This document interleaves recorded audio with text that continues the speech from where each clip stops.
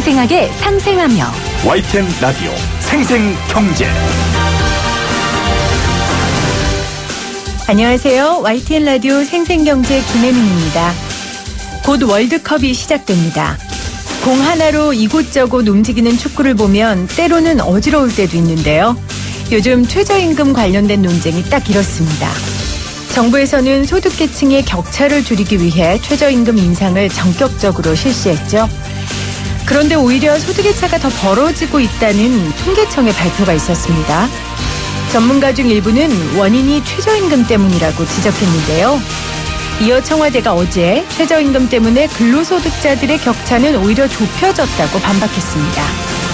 그리고 방금 국책연구기관인 KDI에서는 최저임금 상승의 속도 조절이 필요하다는 의견을 공식적으로 내놨습니다. 최저임금 인상의 효과를 두고 정부 안팎에서 논쟁이 가열되고 있는데요. 잠시 후 생생인터뷰 1부에서도 관련 이야기 나눠보도록 하겠습니다. 2018년 6월 4일 YTN 라디오 생생경제 지금 시작합니다.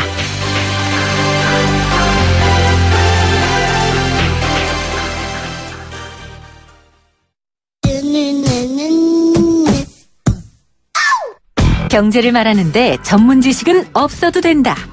쉽고 재미있는 경제 교과서 YTN 라디오 생생경제. 매주 월요일 생생한 장바구니 물가를 알려드리는 시간입니다. 한국농수산식품유통공사 이윤정 대리 연결돼 있어요. 대리님 안녕하세요. 네, 안녕하세요. 잘 부탁드립니다. 네. 네. 지난 주말 정말 여름 날씨였어요. 이제 에어컨 없이 버티기 힘든 날이 되었는데요. 그래서 오늘 시원한 해수욕장 개장 시기 알려주신다고요? 네, 6월 첫 방송인데 이제는 달력만 봐도 여름이라는 거 딱 알겠잖아요. 네. 네, 그래서 시원한 정보를 좀 알려드리면서 오늘 얘기 시작해보려고 합니다. 해양수산부에서 전국 260개 해수욕장의 올 여름 개장 시기를 발표했거든요. 우선 해수욕하면 가장 먼저 머리에 떠오르는 게 바로 이 부산의 해운대. 그럼요. 송도 해수욕장이 있는데 네.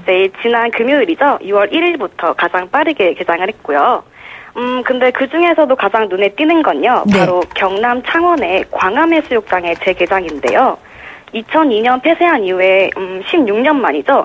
다음 달 7월 7일에 다시 개장을 하게 되었습니다. 네. 네, 그래서 올 여름은 이전에 가보지 않았던 좀 미지의 해수욕장을 찾아서 시원하게 즐겨보시는 건 어떨지 추천드립니다. 그렇네요. 그 해운대 하니까 생각나는데 네. 외국에서 해운대에 있는 그 사람들, 바글바글한 사람들 보고 네. 합성된 사진인 줄 알았다는 그런 이야기가 있었어요. 아, 맞아요. 저 들어본 것 같아요. 네, 그만큼 해운대로 많이 몰리는데 이번에는 경남 창원의 광암해수욕장으로 발걸음을 좀 옮겨보시는 것도 좋겠네요. 네. 여름하면 말씀하신 것처럼 이런 해수욕장이 뗄래야 뗄 수 없는데 안전 유의하셔야 되고요. 그렇죠. 자, 본격적으로 이번 주 가격 동향, 장바구니 가격 동향 말씀해 주세요.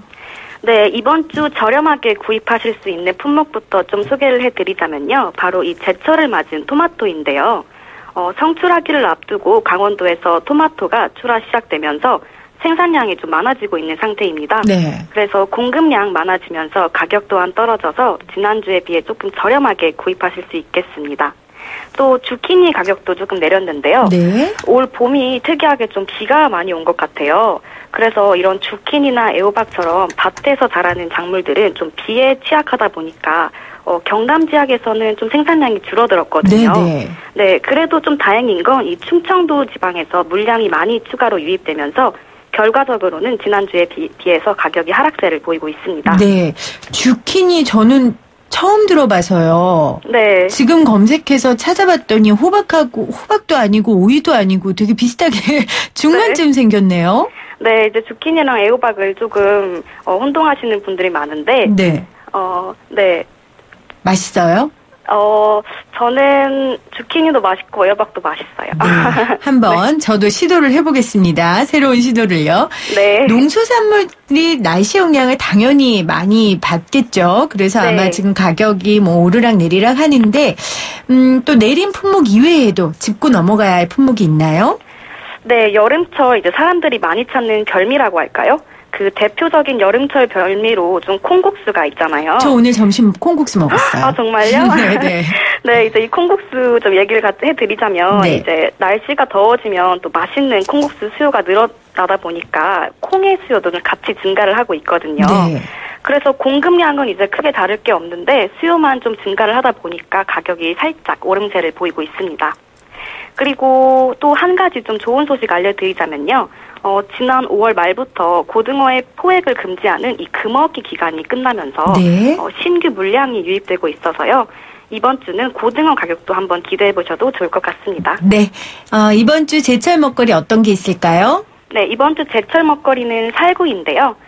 주황색으로 골고루 색이 예쁘게 들고 또 상처도 없으면서 단단한 게 좋은 상품이고요. 또 이 살구가 특히 우리 눈에 좋다고 알려져 있어요. 네. 실제로도 비타민 A가 굉장히 많아서 시력 보호에도 도움을 주면서 야맹증을 예방해주는 건강식품이기도 합니다. 근데 이 살구는 제철이 좀 짧다 보니까요. 마트에서 보이실 때 얼른 구입을 하셔야 되고요. 한창 맛있게 익을 때 꼭 드셔보시길 바랍니다. 네, 오늘도 생생한 장바구니 물가 감사합니다. 이윤정 대리였습니다. 고맙습니다. 네, 감사합니다. 생생하게 상생하며 YTN 라디오 생생경제.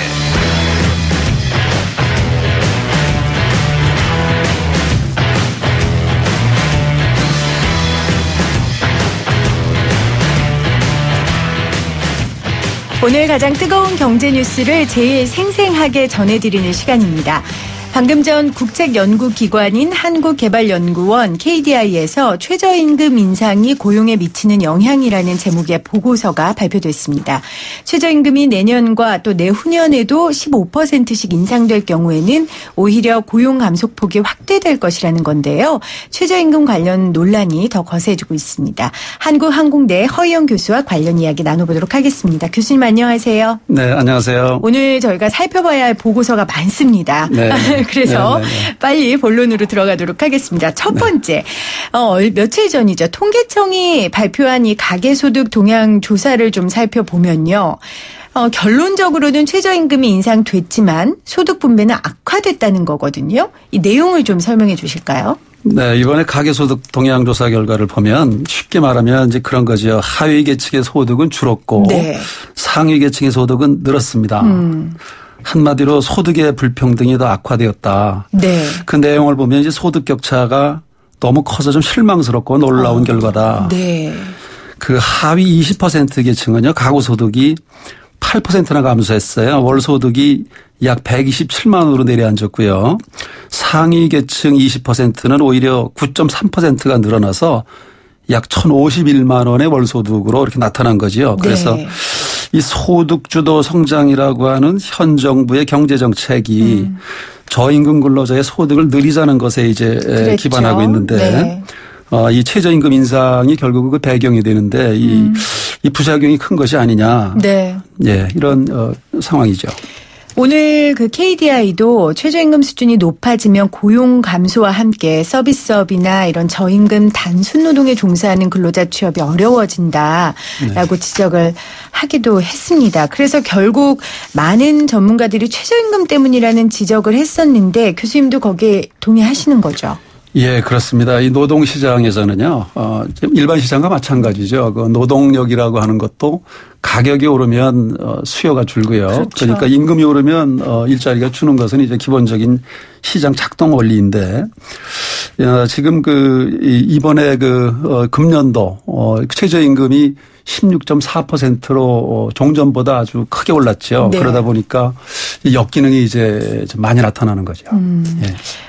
그러니까 지금까지 사실 최저임금은 계속해서 인상되어 왔으니까요. 네. 결국은 이제 너무 큰 상승폭 네. 이런 상승폭이 문제였다 이렇게 분석하시는 거죠. 예, 최저임금이라고 하는 게 이제 법제화된 것은 네. 최저임금법이 만들어진 것은 금년이 꼭 30년이 되는 해입니다. 네. 1988년에 최저임금법이 제정이 되고 우리가 2000년만 해도 시급이라고 했습니다. 당시에 그 최저임금이 시간당 2000년 기준으로 1,600원이었어요. 네. 그랬던 것이 해마다 지속적으로 올랐죠.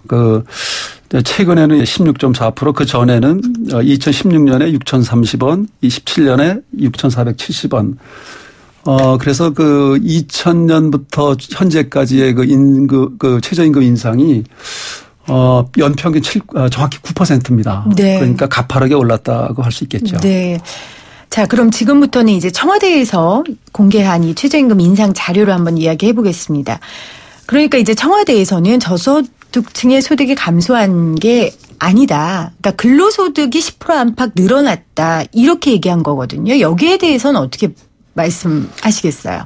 예, 방금 말씀드린 대로 이제 이 소득 격차가 커졌다는 것에 대해서 지난주에 대통령께서 연이 이틀 비서관 회의도 하시고 관계장관 회의도 네. 하시고 이제 긴급 경제 현안 점검 회의였습니다.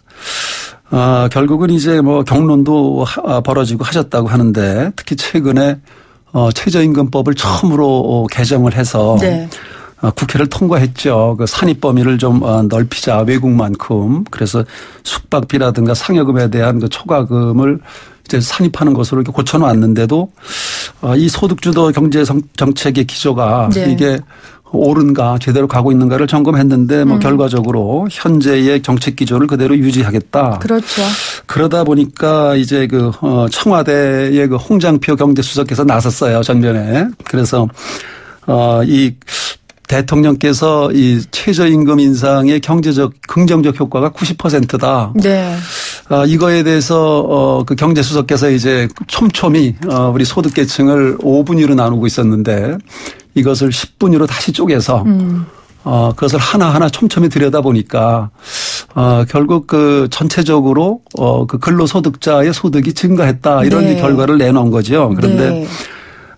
이거는 조금 이제 그 무리가 따랐어요. 왜냐하면 대통령께서 긍정적 효과가 90%다라고 이제 밝히셨는데 이거를 정당화하다 보니까 결국은 이제 여기에 누락된 게 뭐냐면은 그 자영업자 네. 우리나라의 약 근로자의 약 21% 560만 명이 자영업자예요. 외국에 비해 우리가 자영업자 비중이 높은 나라인데 그다음에 이제 실직자 이거를 이제 분모해서 다 뺀 거예요. 네. 그러니까 그 현재 근로소득이 발생하고 있는 근로자들의 소득 수준이 향상됐다는 거죠. 네. 그러니까 이걸 보니까 이 조사한 것은 이제 정부 그 기관에서 로 데이터를 얻어서 분석을 하셨는데 어떤 결과냐면은 이게 정말 전체적인 그 소득 그러니까 하위 계층의 소득까지 다 봐야 되는데 돈을 벌고 있는 사람들의 월급이 올랐다라고 하는 것은 네. 이것은 받아들이기 힘들다. 네.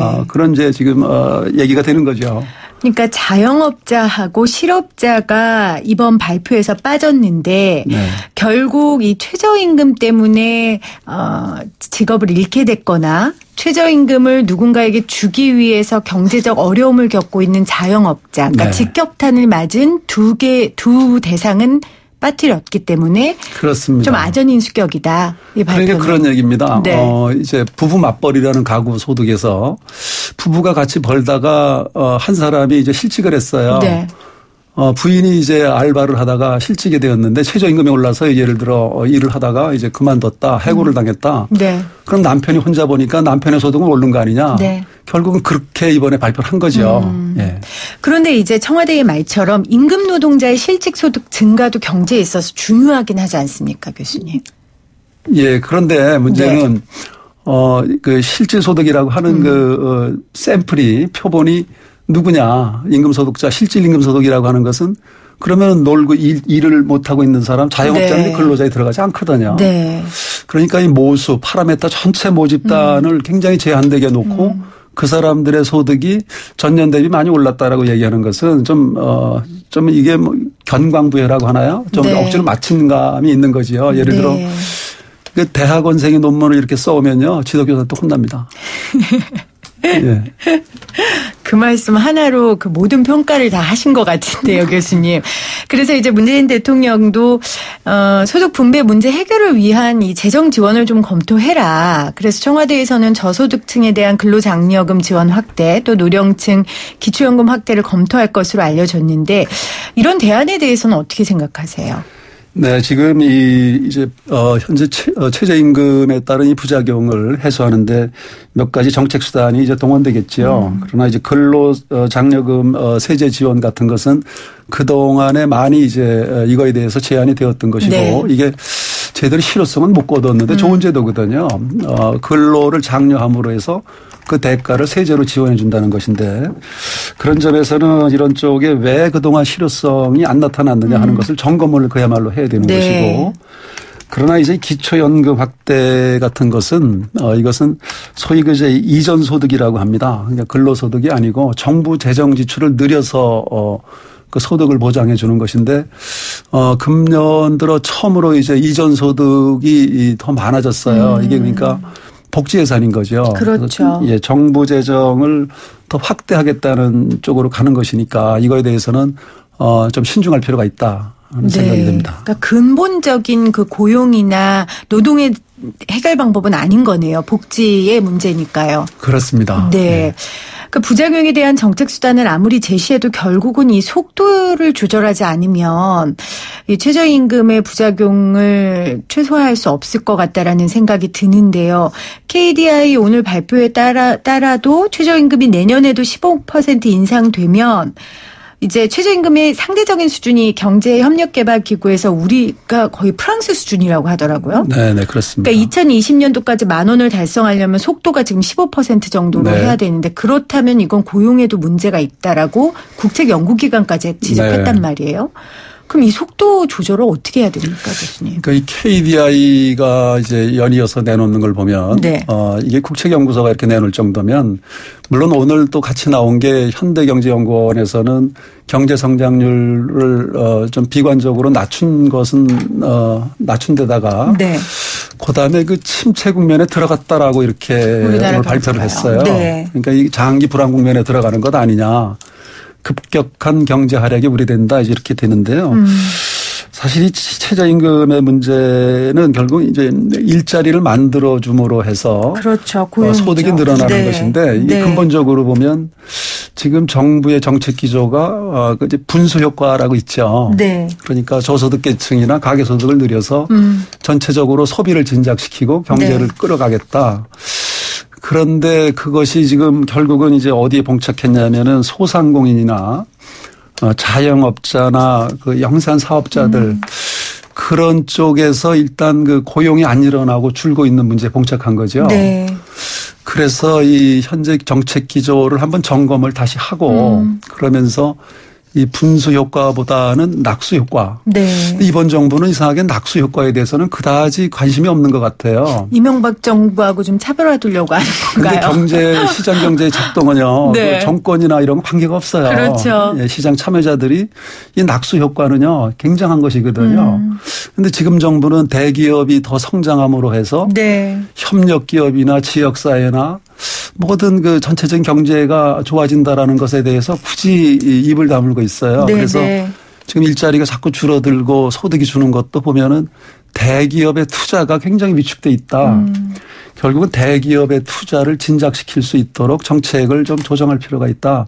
그것이 낙수 효과라는 거죠. 근데 교수님 이제 네. 이전 정권에서 그런 논리로 네. 대기업 성장을 위해 굉장히 애를 많이 썼다고들 하잖아요. 그런데 네. 되지 않았기 때문에 이제 근로자들의 실질적 소득을 올리는 대로 좀 포커스를 바꿔보자 이렇게 해서 움직임이 바뀐 거 아닙니까? 그럼 다시 회귀입니까? 그런데요. 그게 이제 소득 격차라는 문제가 있죠. 네.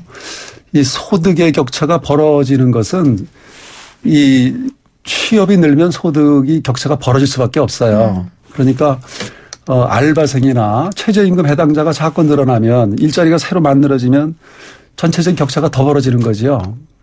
그래서 이것은 이 소득 격차라고 하는 것은 또 소득이라고 하는 게 이게 지금 우리나라는 소득 격차가 최악이다. 네. 뭐 빈곤 격차가 굉장히 크다라고 알려져 있는데 OECD 국가나 국제적으로 소득을 비교할 수는 없습니다. 왜냐하면 소득의 형태가 워낙 다양하기 때문에. 그렇죠. 그래서 이 소득 분배율, 이 소득이 얼마나 그 격차가 있느냐 하는 건 이제 지니계수라는 걸 쓰긴 하죠. 네. 그것을 보면 우리나라가 OECD 회원국 가운데 중간 정도에 와 있거든요. 그러니까 우리는 결코 그 소득 격차가 아주 나쁜 나라도 아니고 굳이 말한다면 OECD 국가의 중간 정도에 해당되고 네. 최저임금이 그동안 어느 나라보다도 빠르게 성장해 왔고요. 특히 그 증가율 면에서는 뭐 굉장히 높은 국가이거든요. 네. 네네. 지금 7447님께서 교수님 최저임금 인상 효과는 시간을 가지고 좀 지켜봐야 하는 거 아닙니까? 라고 문자 보내주셨어요. 이런 의견에 대해서는 어떻게 생각하세요?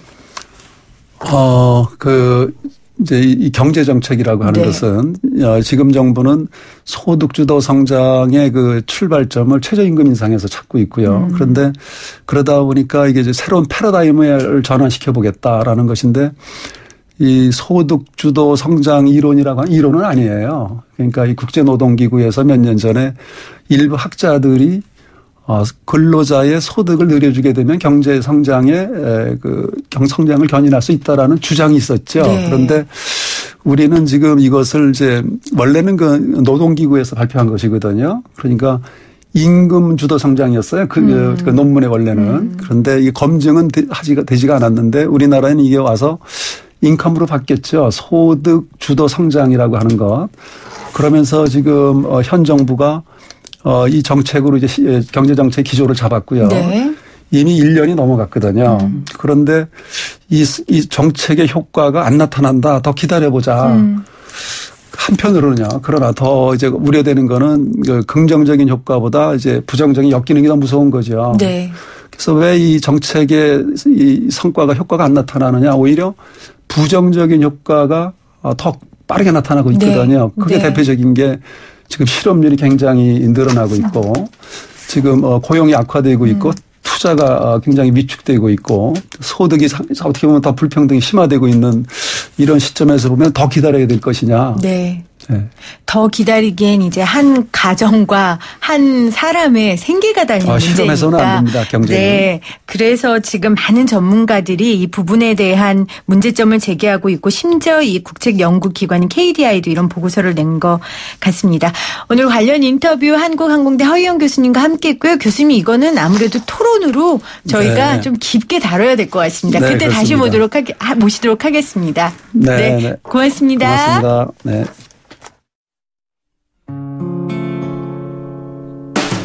YTN 라디오 생생경제에서 여러분께 드리는 선물입니다. 밀리의 서재에서 전자책을 자유롭게 읽을 수 있는 3개월 무료 이용권을, 한국경제신문에서 다양한 경제서적을, 나도 읽고 싶다. 100% 영미권 1:1 프리미엄 화상영어 클라소에서 1개월 이용권, 나도 공부하고 싶다. 자연으로 빚은 톡 쏘는 아름다움, 주식회사 테미스의 테미스 센텔라 탄산팩 세트, 유해 성분 없는 순하고 순한 보습크림 아이스크림 크림, 나도 쓰고 싶다를 보내드립니다. 이 푸짐한 선물 받으실 수 있는 방법입니다. 지금부터 제가 내는 퀴즈 잘 들으시고요. 샵 0945 우물정 0945로 문자 보내주세요. 청와대가 지난달 최저임금 인상의 긍정적인 효과가 90%라고 주장한 이후 관련된 근거자료를 공개하면서 파장이 커지고 있는데요. 통계청 자료 분석과는 달리 청와대가 공개한 자료는 하위 10%를 빼고 근로소득이 증가했다는 건데 이것은 실직자 또 자영업자는 대상에서 제외해서 반쪽짜리 분석이라는 지적이 제기되고도 있습니다. 이러한 논란이 확산되고 있는 가운데에 정부 경제 정책의 싱크탱크 역할을 해온 KDI에서마저 정부가 말하는 이것이 3%가 아닌 2.9%의 이것을 말해 정부의 경기 진단을 두고 논란이 계속되고 있는데요. 자, 오늘의 생생 퀴즈입니다. 일정 기간 동안 한 나라의 경제 성장을 나타내는 지표는 무엇일까요? 일정 기간 동안 한 나라의 경제 성장을 나타내는 지표는 무엇일까요? 1번 경제 성장률, 2번 국민 총생산입니다. 생생하게 상생하며 YTN 라디오 생생경제는 방송통신위원회의 방송통신발전 기금을 지원받고 있고요. 포스코와 함께합니다. 여러분의 정답과 함께 최저임금에 관한 또 여러분의 다양한 생각도 함께 받겠습니다.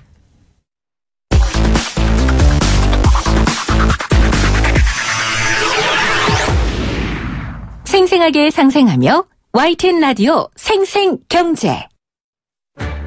돈 셀 틈 없는 분야별 맞춤 정보. 알아야 지킨다. 생활 경제 백서. 알아야 지킨다 생활 경제 백서. 오늘은 여러 가지 사건 사고와 관련된 경제적 문제들, 법률적 쟁점들 한번 살펴보도록 하겠습니다. 법무법인 이경의 최진영 변호사와 함께합니다. 변호사님 안녕하세요. 네, 반갑습니다. 최진영입니다. 우리 맨날 라디오 부스 밖에서 뵙다가, 우리는 아니죠. 저 혼자 밖에 있었죠. 변호사님은 안에서 방송하셨고, 이렇게 안에서 뵈니까 색다르네요. 아, 너무 좋습니다. 잠 오는 오후 좋은 법률 정보 지식으로 잠 확 깰 수 있도록 해드리겠습니다. 네, 잠 오는 오후 김혜민 PD의 맑은 목소리가 아니고 법률 정보로 잠이 깨는 거예요? 제가 운전하면서 그 생생 그 경제 자주 듣는데요. 네. 정말 그 낭낭한 목소리, 청아한 목소리로 오후 잠을 확 깨워줘가지고 네. 항상 감사하게 생각하고 있습니다. 그러니까 안전운전 도움입니다. 그 이야기가 지금 왜 안 나오나. 그래서 제가 여쭤봤고요. 이렇게 웃으면서 인사는 했는데 우리가 오늘 다뤄야 할 사건들은 사실 웃음이 안 나오는 사건들입니다. 첫 번째로 어제였어요. 그 용산의 한 4층 상가 건물이 무너지는 사고가 있었는데요. 다행히 주말이라 큰 인명피해는 없었는데 어떻게 이렇게 건물 하나가 그냥 폭삭 주저앉습니까? 요즘 같은 때. 정말 무슨 일본 대지진도 아니고 서울 시내 한복판에서 이런 일이 벌어졌다는 점에서 네. 깜짝 놀랐는데요. 66년에 지어진 4층짜리 건물이라고 합니다. 오래되기도 했네요. 52년생이나 된 그런 건물인데 네. 아무리 56년이라도 해외에 유럽 같은 경우에는 500년 된 건물도 서 있는데 네. 이런 일이 벌어졌다는 점에서 참 안타까운 그런 상황인데 이 피해자들이 어떻게 배상을 받을까 이것도 그러게요. 참 난감한데 원인이 아직까지 밝혀지지 않았다고 합니다. 네네. 제가 조금 전에 봤더니만 국립과학수사연구소하고 소방서에서 네. 현장 감식을 통해서 이 붕괴된 원인을 지금 밝히기를 지금 그 조사를 하고 있다고 네. 하는데 어떤 그 원인으로 해서 하는지 조금 지켜봐야 되는 상황이 아닌가 싶습니다. 근데 제가 듣기로는 조짐이 보였다고 해요. 그래서 구청에 신고도 하고 이랬다고 했는데 이렇게 무너지면 이 책임은 누가 져야 되는 겁니까? 결국 이 부분에 있어서 지금 현재 여러 가지 그 설이고 확인되지 네. 않은 설입니다만 인근에 재개발 사업을 진행하고 있는데 그로 인한 진동으로 이 건물이 무너졌다라는 흔들렸다. 그런 견해가 네. 없지 않고 또 현장에 사고 당시 있었던 분이 그때에 펑 하는 소리가 났다. 이른바 폭발설이 또 사실 없진 않습니다. 네. 그렇지만 그 모두가 아직까지는 확인이 안 된 상태인데 만약에 하나 외부적인 원인에 의해서 발생했다라고 하면은 결국 그와 같은 것은 최종적으로 이 외부의 그 원인을 제공했는 사람이 책임을 져야 되지만 네. 그와 같은 것 그게 아니고 이 건물이 노후해서 네. 붕괴가 됐다라고 하면은 결국 건물 소유주가 거기에 새들어 살고 있던 분들, 이런 분들, 지금 1, 2층은 식당, 3, 4층은 이제 주거용으로 지금 썼다고 하는데 결국 소유자가 최종적인 1차적인 임대인, 임차인이나 이런 분들에게 책임을 지고 외부적인 어떤 책임이 밝혀지면은 네. 결국 그 원인을 제공했던 사람들한테 구상권을 행사해서 돈을 돌려받는 그런 구조로 될 것 같은데요. 한 가지 보통 이제 이와 같은 건물 같은 경우에는 이 화재 보험으로서 이 건물에 대한 그 보험을 들어넣는 그런 네. 케이스가 없지 않은데요. 네. 그렇게 되기를 정말 바라는데 보통 건물들은 다 보험을 들지 않습니까? 다는 아닙니다만 그래요? 보통 이제 화재 보험을 많이 들죠. 네. 왜냐하면 식당 같은데 화기도 쓰고 하니까. 그런데 화재 보험 같은 경우에도 화재 보험만 드러났을 경우엔 이렇게 붕괴가 된 것까지 그 보험금이 나오진 않습니다. 그래서 화재 보험에 가입하면서도 붕괴에 관한 특약을 체크를 해서 넣어놔야 이 부분에 대해서 보험금이 나오는데요. 보통은 이제 건물주가 이와 같은 그 화재보험을 가입하기도 하지만 실제로 건물주가 아닌 임차인이 식당을 하다가 불을 내는 케이스도 없지 그렇죠. 않지 않습니까? 그러면 결국 최종적으로는 그 세를 들어서 하는 사람이 배상을 해야 되기 때문에 그와 같은 좀 위험물을 취급하거나 아니면 어떤 화재와 관련되는 것을 하는 그런 식당업자 같은 경우에는 세입자 이 화재보험을 가입하는 것도 권장을 하고 있습니다. 네. 그럴 경우에는 적은 보험금으로 이와 같은 크게 그렇죠. 확대된 책임을 면할 수가 있기 때문에 그런 부분 지금 현재 이 방송 들으시는 분도 식당 하시는 분들은 좀 귀 기울여서 네. 들어야 될 부분이 아닌가 네. 싶습니다. 대부분들은 아마 보험을 들으실 거예요. 근데 이제 건물이 무너질 거라는 생각들은 별로 안 하시니까 그렇습니다. 거기에 대한 특약까지 가입하시는 분들이 과연 얼마나 될까라는 그렇습니다. 정말 생각이 그래서 좀 들고요. 건물이 이렇게 무너지는 케이스는 한국에서 저도 거의 전례를 찾아보기 어려웠지 않은가 싶고요. 실제 제가 그 뉴스 검색을 해봐도 몇 년 내로는 이런 일들이 거의 없었던 것 같습니다. 그렇죠.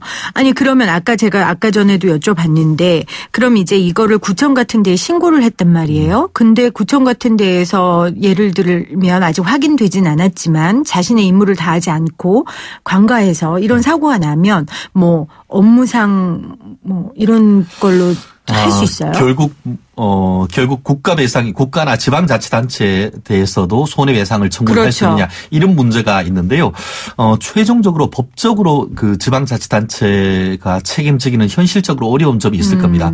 건물에 대해서는 소유물이고 소유물의 보존과 관리로 인한 책임은 본인이 지는 것입니다. 네. 다만 말씀하신 것처럼 지금 지금 선거철 아닙니까? 문제가 생기니까 서울시장 후보님들이 이곳에 막 다 달려가가지고 후속 대책을 얘기를 하고 있는데 실제로 소방 대책이라든가 이런 부분에 대한 책임은 지방자치단체가 지고 있는 건 사실입니다. 그렇기 때문에 평소 때 어떤 건물 관리, 보존과 관련해서 관리 감독을 제대로 하지 않았다라고 한다고 하면은 그런 부분에 대해서 어떤 그 지자체에 대해서 손해배상 책임 물을 여지는 없진 않습니다만 현재 상태에서는 그럴 가능성은 그리 높지 않지 않나. 다만 정책적인 차원에서 소유자에 대한 어떤 그 배상이라기보다는 영세 상인들 이런 부분에 대해서 이주 대책이라든가 이런 부분의 행정 대책은 필요하기도 하고 아마 충분히 가능할 여지도 있지 않을까 싶습니다. 네.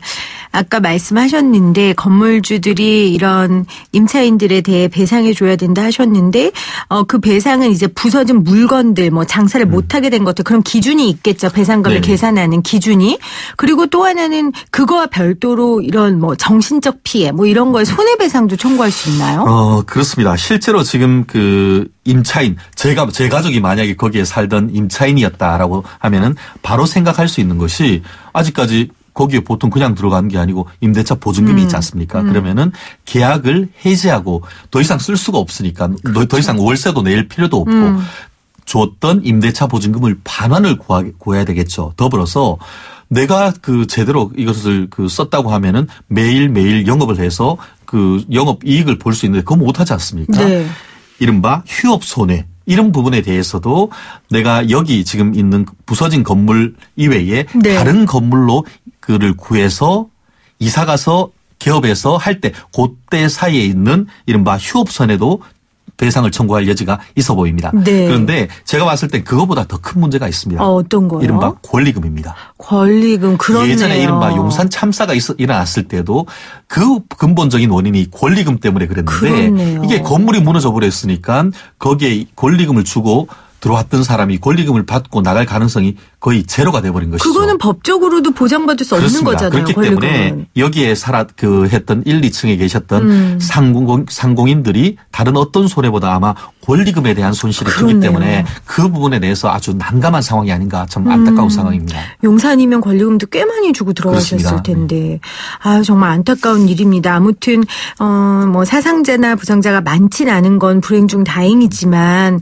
그래도 그 임차인들의 어려움들 또 계속해서 우리가 지켜봐야 될 것 같고요. 좀 다른 이야기인데요. 요즘 그 강남집 값이 떨어지면서 전세값이 또 큰 폭으로 떨어지고 있어요. 역전세난 몇 년 전만 해도 전세 구하기가 얼마나 어려웠는데. 그렇습니다. 격세지감이네요. 네. 그래서 이제 전세금을 못 받는 경우도 많다고 하더라고요. 이것도 소송으로 이어집니까? 소송까지 안 갔으면 좋겠는데 실제로 그럴 기미가 보이는 것이 문제겠죠. 말씀하신 것처럼 이른바 역전세난. 깡통 전세 네. 이런 부분들이 지금 그 경제지에 지금 이 제목을 지금 장식을 하고 있는데 네. 말씀하신 것처럼 저희가 확인해 봤더니만 올 상반기만 해도 이 국토교통부 통계에 따르면은 22만 가구가 지금 새로 지금 그 입주 물량이 네. 되고 하반기는 그거보다 한 3만 가구 많아서 25만 1,800가구 정도 된다고 하는데요.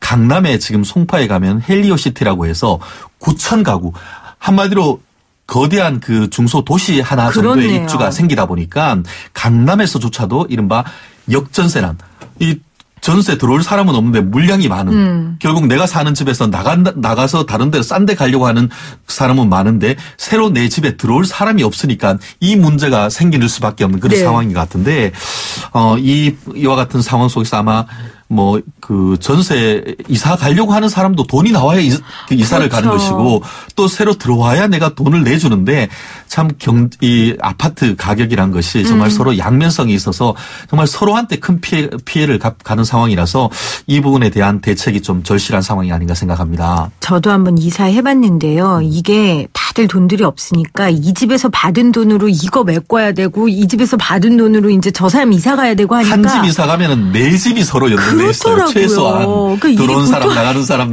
네.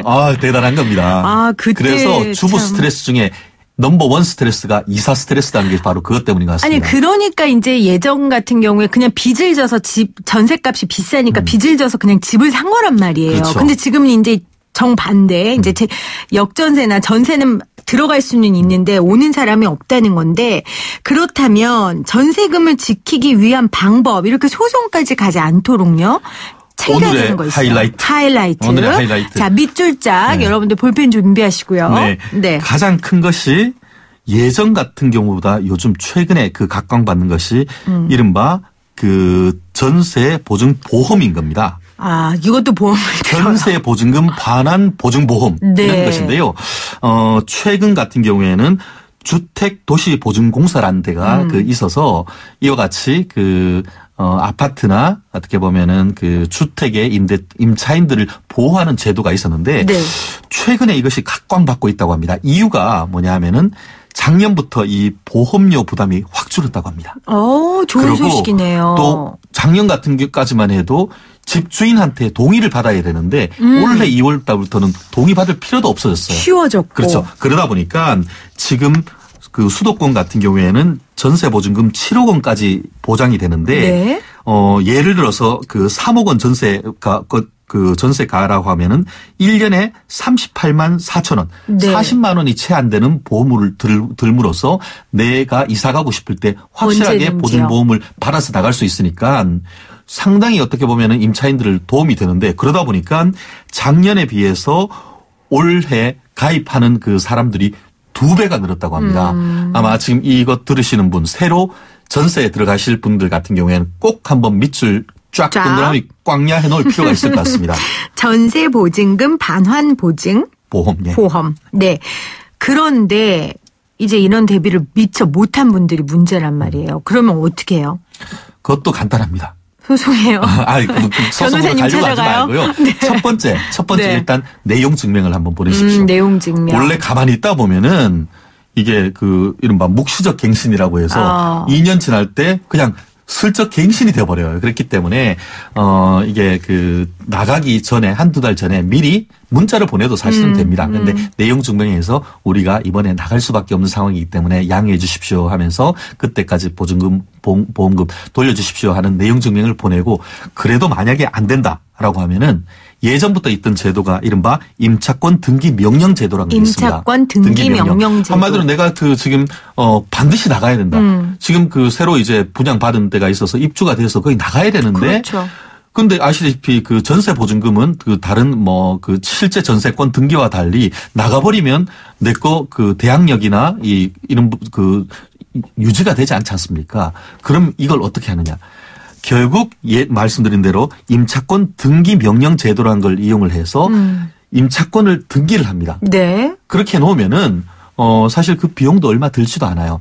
그러면은 이사를 가도 그대로 이 내 임대차 보증금 반환 순위와 대항력이 인정이 됩니다. 그러니까 내가 지금 오늘 계약을 한다고 하면은 아까 사전에 준비할 것은 말씀드린 것처럼 이 전세 보증 반환 보험에 가입을 하는 것이고 네. 내가 지금 2년이 다 돼가지고 나가야 될 때다라고 하는데 도저히 이게 그 보증금이 반환이 안 됐는데 나가야 된다 이러면은 드린 것처럼 임차권 등기 명령제를 활용을 해가지고 일단 등기를 해놓고 이사를 가면은 나중에라도 그 순위에 따라서 그 보증금을 그대로 반환받을 수 있기 때문에 반드시 임차권 등기 명령제 꼭 활용했으면 좋겠습니다. 네.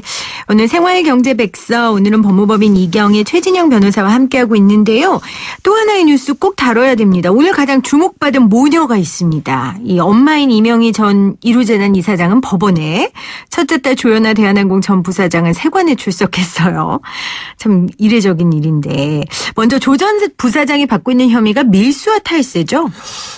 그렇습니다. 저희 변호사들도 그렇게 해야 합니다.